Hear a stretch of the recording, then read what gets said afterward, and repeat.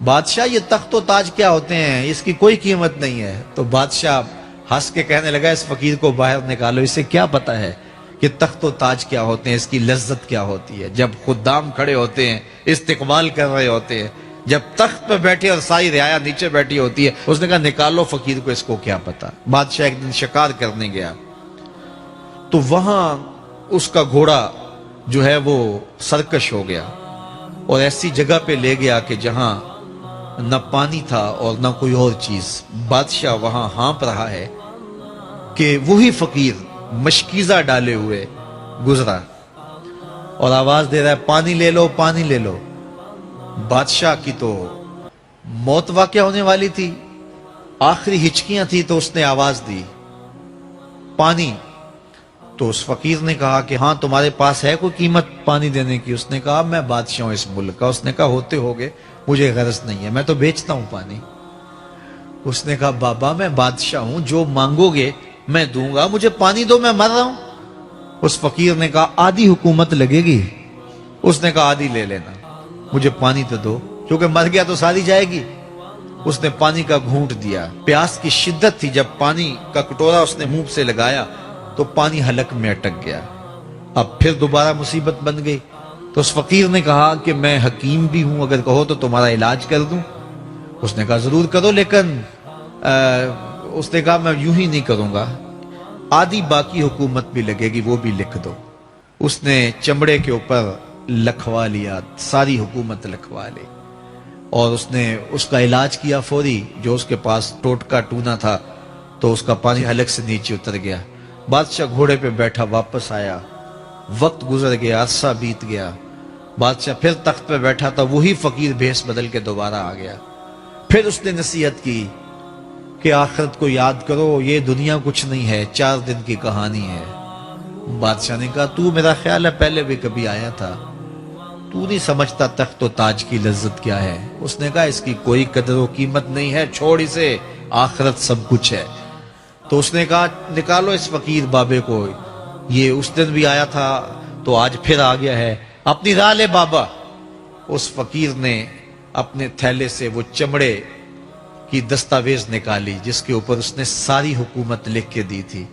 اس نے کہا بادشاہ یہ ہے تیری حکومت کی قیمت، صرف 2 گھونٹ پانی، جس پر تو نازاں ہے، جس پر تجھے فخر ہے، تو قبل اس سے سورج مغرب سے طلوع ہو جائے، توبہ کا دروازہ بند ہو جائے، سانسیں اٹک کے حلق تک آ جائیں، اور ہماری زندگی کا دفتر سمیٹ دیا جائے، اور پھر پچھتائیں ہائے جو چند لمحے ضائع کیے، ہائے جو زندگی برباد کی، وہ کیوں برباد کی۔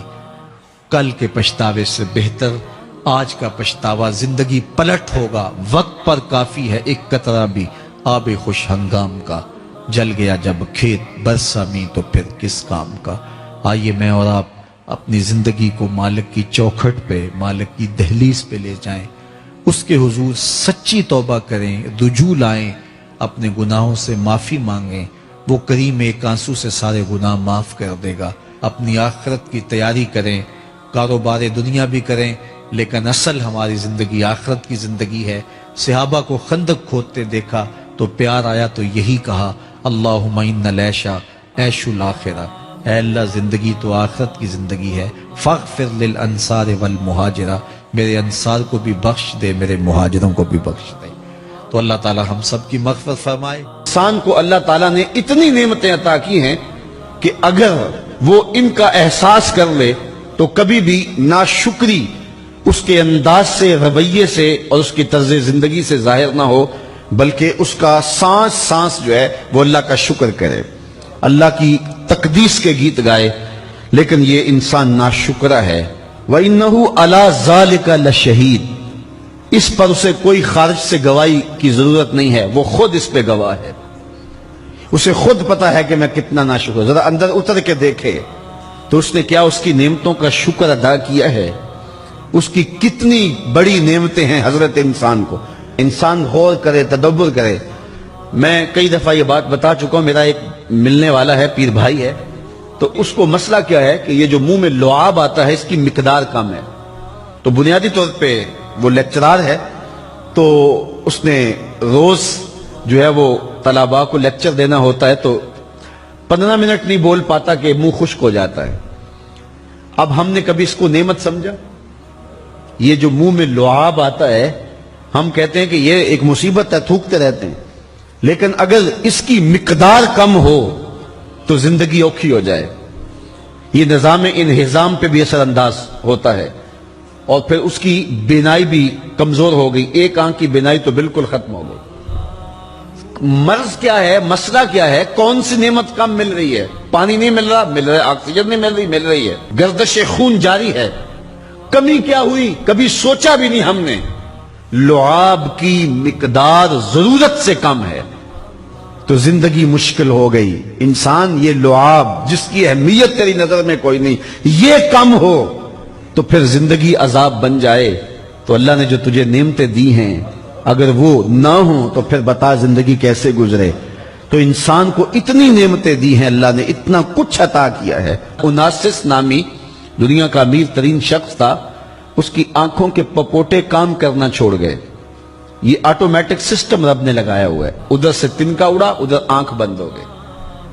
اب ڈاکٹر سلوشن ٹیپ لگا کے اس کی آنکھ کھولتا تھا، اور جب سوتا تھا تو ٹیپ لگا کے بند کر دیتا تھا۔ کسی نے اس سے پوچھا کہ زندگی کی سب سے بڑی آرزو؟ کہا کاش اپنی آنکھیں اپنی مرضی سے کھول سکوں۔ کہا اس کے لیے کوئی قیمت پیسے دینے پڑے تو کتنے دے گا؟ کہا ساری دولت لگا دوں گا۔ کبھی ہمیں یہ احساس ہوا؟ بہت سارے لوگوں کو آج پتا چلا ہوگا یہ بھی ایک سسٹم ہے، ایسا ہے، رب نے قدرتی لگایا ہوا ہے، اس پر کوئی بل ہی نہیں کبھی آیا۔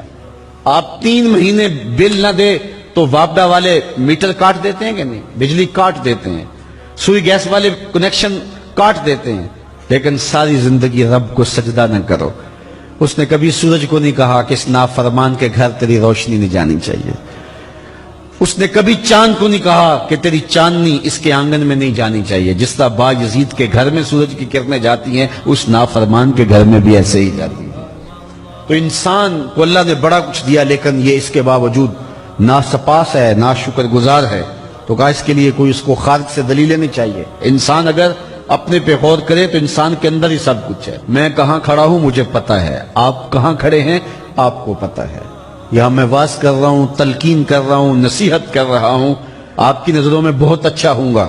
میں اچھا ہوں یا نہیں ہوں میں اچھی طرح جانتا ہوں۔ آپ میری نظروں میں بہت اچھے ہیں، آپ اچھے ہیں یا نہیں ہیں یہ آپ اپنے سے پوچھیں، آپ اچھی طرح جانتے ہیں۔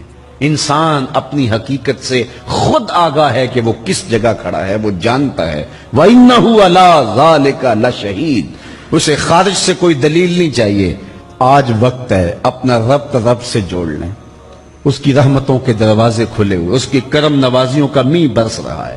یہ موسم نور ہے نا، ایک نیکی کرو 70 نیکیوں کا ثواب ملتا ہے۔ کرم نوازیوں کی برکھا برستی ہے۔ وہ ایک فقیر تھا، وہ بازار میں کھڑا رو رہا تھا۔ کسی نے رک کے پوچھا، کہا بابا کیوں رو رہے ہو، کیا ہوا ہے تمہیں؟ کسی نے مارا ہے، تنگ کیا ہے، بھوک کی شدت ہے، کیا ماجرا ہے؟ کہا نہ بابا یہ میرے مسئلے نہیں ہیں۔ کہا پھر کیوں کھڑے ہو؟ وہ مجذوب تھا، کہنے لگا میرا پروگرام بنا کہ بندوں کی اور رب کی صلح کروا دوں۔ تو کہا پھر کیا ہوا؟ کہا وہ تو مانتے ہیں یہ نہیں مانتے۔ وہ تو کہتا ہے لے آئے نے میری دہلیز پہ، ایک آنسو سے سارے گناہ معاف کرتا ہوں، لیکن یہ میری سنتے ہی نہیں ہے۔ ایسا پیار ہو گیا دنیا سے، میری بات ہی نہیں سمجھتے۔ میں انہیں سمجھاتا ہوں، آگے سے مجھے پتھر مارتے ہیں۔ میں ان کی خیر کے لیے ان کو کہانی سنا رہا ہوں، میاں یہ دنیا عارضی ہے، لیکن یہ مجھے گھور گھور کے دیکھتے ہیں۔ مجھے ان کی عقل پہ رونا آ رہا ہے۔ وہ کہتا ہے لے آ میری چوکھٹ پہ، ابھی معاف کر دوں گا، ایک آنسو سے سارے گناہ دھو ڈالوں گا، سمندر کی جھاگ کے برابر بھی گناہ ہیں تو مٹا ڈالوں گا، لیکن یہ سمجھتے نہیں ہیں۔ خیر وہ چلا گیا، اگلے دن گیا تو قبرستان کے قریب سے گزرا تو وہ فقیر وہاں کھڑا رو رہا تھا۔ تو وہ پھر رو گیا، کہا بابا عجیب کہانی ہے تیری، بازاروں میں بھی روتا ہے اور قبرستانوں میں بھی روتا ہے، آج کیا مسئلہ ہے؟ کہا آج بھی میرا کل والا ہی مسئلہ ہے۔ کہا آج کیا مسئلہ ہے؟ کہا آج میں ادھر آیا تھا کہ ان کی اور رب کی صلح کروا دوں۔ تو کہا آج پھر کیا بنا؟ کہا آج یہ مانتے ہیں وہ نہیں مانتا۔ تو قبل اس سے کہ وہ وقت آئے کہ پھر وہ نہ مانے، آج لے ان کی پناہ، آج مدد مانگ ان سے، کل قیامت کو نہ مانیں گے اگر مان گیا۔ تو یہ تھوڑا وقت ہے زندگی کا، اس زندگی کو غنیمت سمجھے۔